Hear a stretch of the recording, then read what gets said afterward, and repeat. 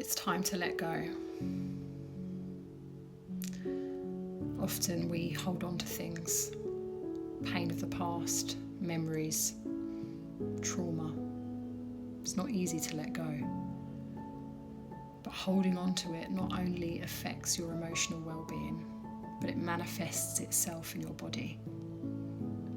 This could lead to flashbacks, sleepless nights, poor appetite, body aches, anxiety.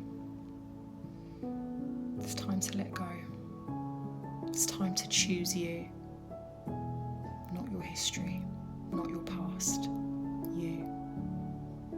This is your reminder today. It's time to move forward. It's time to let go. Step into your power. You've got this.